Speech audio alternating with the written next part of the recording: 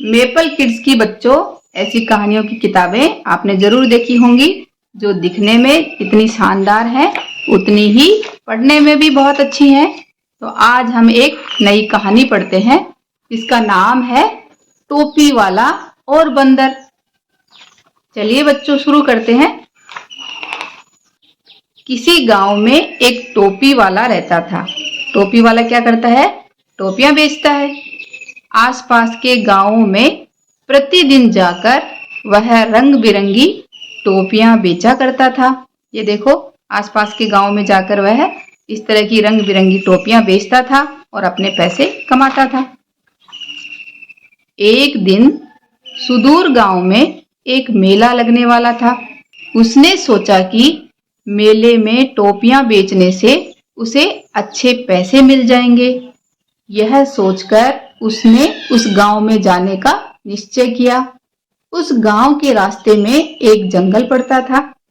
ये देखो बच्चों, टोपी वाला गांव में लगने वाले मेले में जा रहा है।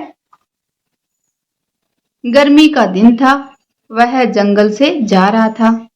थकान के कारण उसने एक पेड़ के नीचे विश्राम यानी आराम करने का सोचा। टोपियों से भरी टोकरी नीचे रखकर वह लेट गया। तुरंत ही उसकी आंख लग गई, यानी उसको नींद आ गई। थका हारा तो था ही, टोपियों की बास्केट यहाँ रखी और यहाँ पर सो गया। उस पेड़ पर बहुत सारे बंदर थे। उन्होंने टोकरी में रखी रंग बिरंगी टोपियां देखी।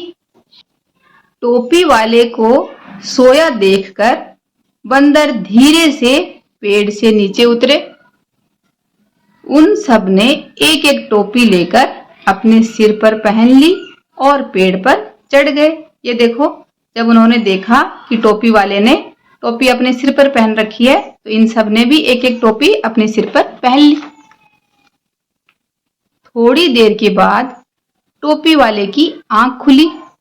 वह अपनी टोकरी खाली देखकर घबरा गया। उसे लगा किसी ने उसकी टोपियां चुरा ली हैं। अचानक उसे पेड़ पर कुछ सरसराहट सुनाई दी। उसने इस तरह ऊपर देखा। ढेर सारे बंदरों को पेड़ की शाखाओं पर टोपी पहने बैठा देखकर वह अचंभित रह गया। वह बंदरों पर जोर से चिल्लाया, पर टोपी देने की जगह बंदर भी उस पर जोर से चिल्लाए। उसने बंदरों पर पत्थर फेंके।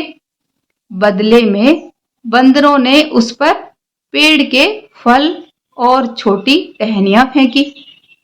टोपी वाला समझ गया कि बंदर उसकी नकल कर रहे थे। अचानक उसे एक उपाय सूझा। जब बंदरों ने इस तरह की हरकत करी तब टोपी वाले को समझ आया कि ये लोग तो नकल कर रहे हैं। तब उसे एक आइडिया आया। क्या आइडिया आया? उसने अपने सिर की टोपी उतारकर उसने जमीन पर फेंक दी। यह देखकर बंदरों ने भी अपनी टोपियां जमीन पर फेंक दी। टोपी वाले ने झट से अपनी टोपियों को उठाकर टोकरी में रखा। मुस्कुराकर उसने ऊपर बैठे बंदरों को देखा और खुशी खुशी अपने रास्ते चल दिया। तो देखा बच्चों, टोपी वाले ने अपनी सूझबूझ से अपनी टोपियां वापस ले ली। तो बच्चों, इस कहानी से हमें क्या शिक्षा मिलती है कि बुद्धि बड़ी बलवान होती है। बुद्धि के बल पर हम किसी भी परेशानी का हल खोज सकते हैं। धन्यवाद बच्चों।